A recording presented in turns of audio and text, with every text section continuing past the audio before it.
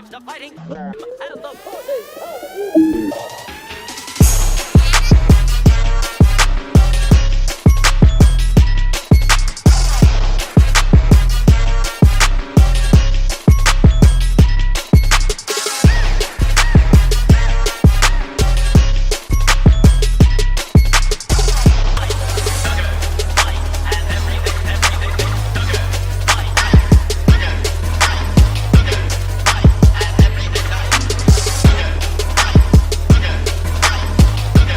working in insurance and in a call center.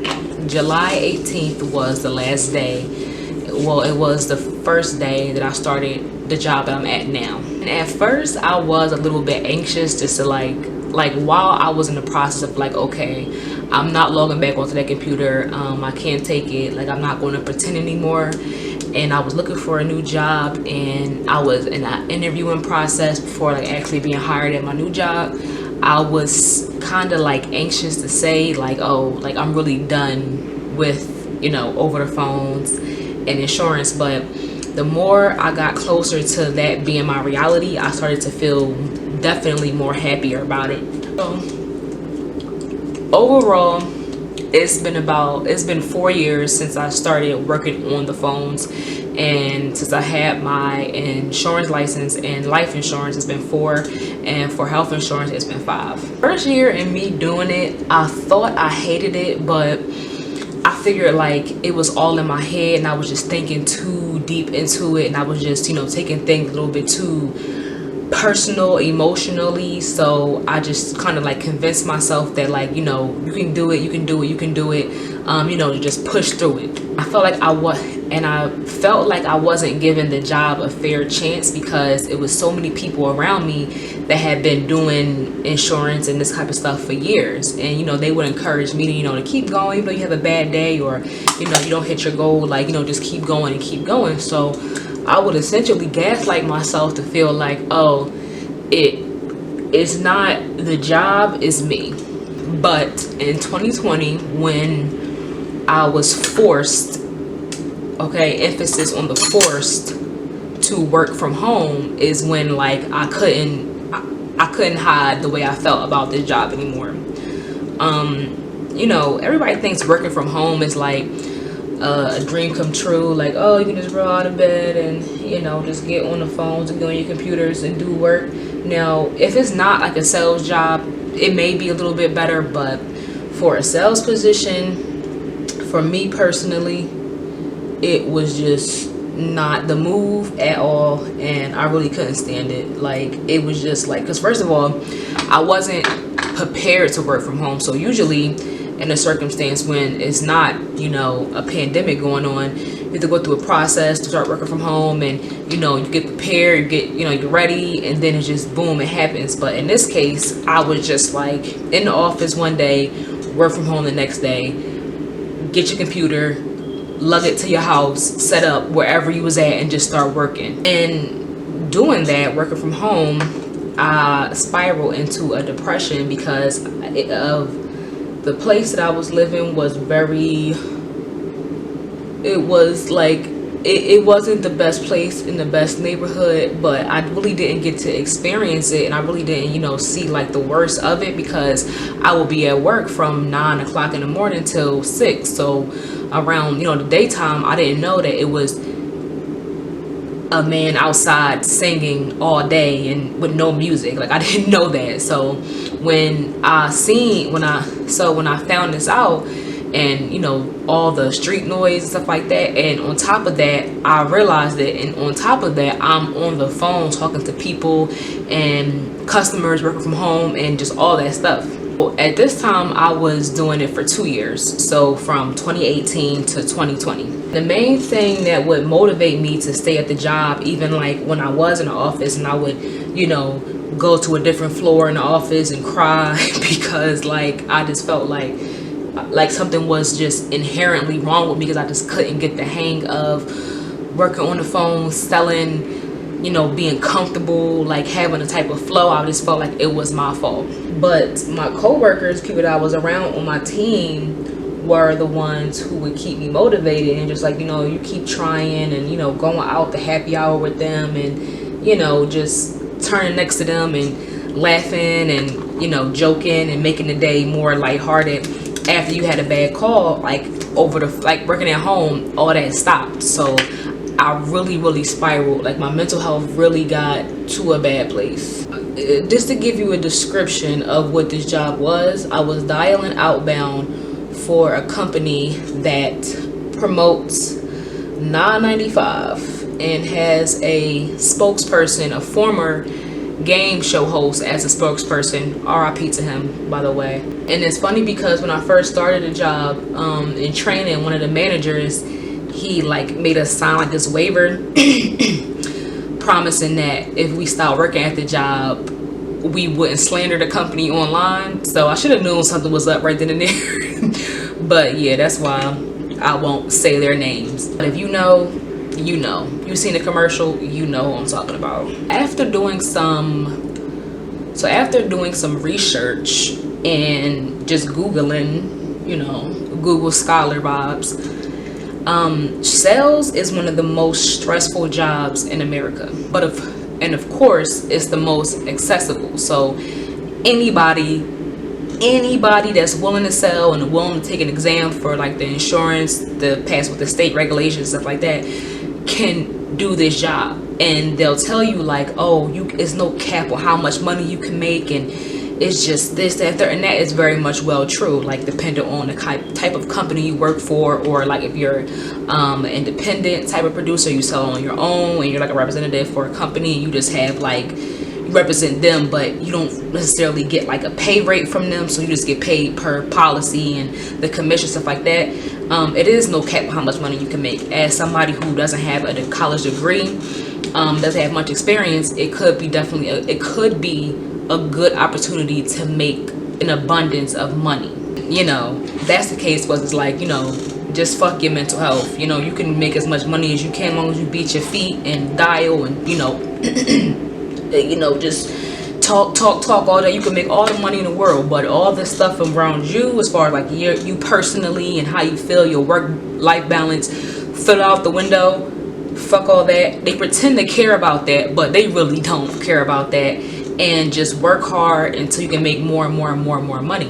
That's just the narrative in this country, but different topic for a different video. Yeah, and then one thing that I really did notice when I did start working there, just to like tie it into like my weight loss and all the stuff I do with that, a lot of the people who worked at the job, like they will work there for a couple years and like they'll say, oh, I gained 15 this many pounds, and like they way bigger, they look more stressed out, they don't really care about their appearance, they just don't look well kept. Because working in this job and having that mindset that the more I try, the more my chances are going to be, which is very much true in life in general. When you keep that mindset, you start neglecting everything around you, and you're just hyper focused on this job, which is that you can use and work at for the time being, and to elevate yourself to get to the next level,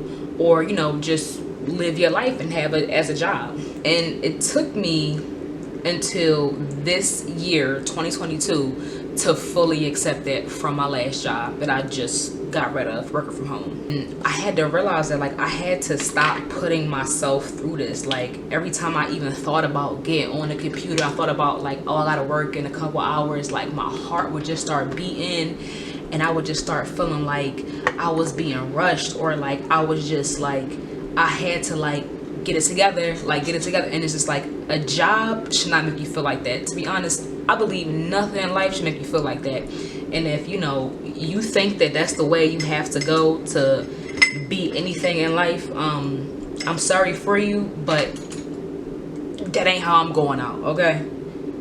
You ain't about to kill my vibe. Like, in my opinion, my peace is the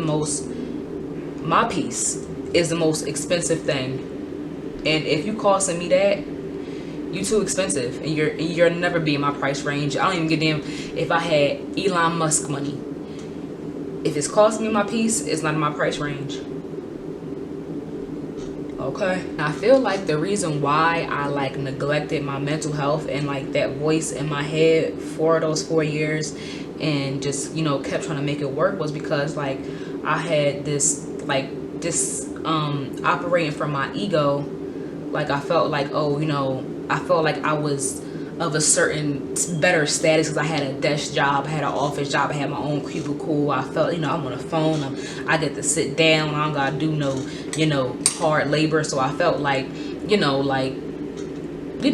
was that girl. I mean, I'm still that girl, but that job is not for that girl, so had to let her go. I got so caught up on the look of it. I got so caught up of the look of my name outside of a cubicle and like feeling like I have a designated place where I feel important. And then like this job was in like the a pretty good part of the city, downtown, had a lot of like different happy hours and stuff like that. And it was really across the street from like this news station in Philly or whatever. So I would see people that you see on the news anchors outside going to work. So I felt like it just gave me a sense of importance, which is why I neglected everything, my mind and everything, how I felt for so long. Felt like because I had a better position than a lot of people that I knew personally, my friends and stuff, like aesthetic wise, that I felt like it was okay to put my mental health on the back burner. Like that's how work and adult life is. You don't have time for your emotions. Fuck your emotions. Fuck how you feel. Get up and get that money and just go to work and be miserable and go back home and just let the misery continue. It's a snowball effect. But and I feel like because like the older generations, like my mom and everybody else, like above me, that was like what they went by, which is why I kind of adapted that. But like I had to be real with myself, like that's not the way I'm gonna live my life. I don't deserve that, and I don't deserve to go through all that to make money, because at the end of the day, I'm a human being, and my body, I only get one body, I only get one mind, I only get one life. So I have to do what's best for me. Now, of course, with like an over the phone job, you can experience talking to crazy customers over the phone. That's expected. Like, that's just how it goes. And I thought that was going to be like the worst case scenario, to go through some crazy customers. Like one of them, I remember, like I believe the first year, Storytime off the record, first year I was doing this, somebody in upstate New York called me the N-word, hard ER, because $10 wasn't getting them nowhere fast. And they said it, I think they hung up. So in my head, and I had one of my headphones and listening to music being bad, and I had my headset on, so I called the man back, and he like, you didn't hear what I said? You didn't hear what I said? And I was getting ready, to like give it to him real good. But I thought about it, like, if I curse this man out over the phone, everybody around me gonna be looking at me like I'm the crazy one, and I'm gonna lose my job and I'm gonna get fired. So I'm just like, this old crusty racist man in upstate New York that's clearly broke as fuck because he can't afford life insurance and he looking for it for $10. I'm gonna let him make me lose my job because he ain't worth shit anyway. So I just hung up. That was a learning lesson as well, and that was an important, valuable lesson for me to learn about in life. Like, don't let miserable ass people, like, that's the oldest trick in the book, miserable ass non-black person that ain't on shit, let me call this black person the N-word, and they're gonna get so mad and feel as mad and miserable as me. Nope. Fuck ya. Hang up, bye bye. You're mad anyway.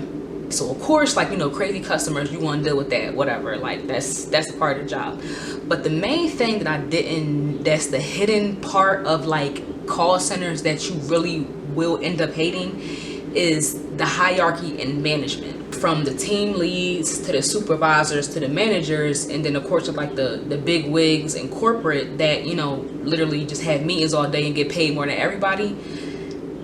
That it's a trickle down effect. Like, so if like the company does not meet in their quotas, not meeting the goals that they expect to meet like in a certain quarter, somebody has to be blamed, something has to be done, something got to be fixed, somebody didn't do this right, somebody need to train on this, so you know, X, Y, and Z. So it goes from corporate people, they notice, they come at the managers come at the supervisors, and then it comes to the agents. And the agents, because we are the people that are, you know, directly connecting with the customers, we take the biggest hit from not making these goals for these people.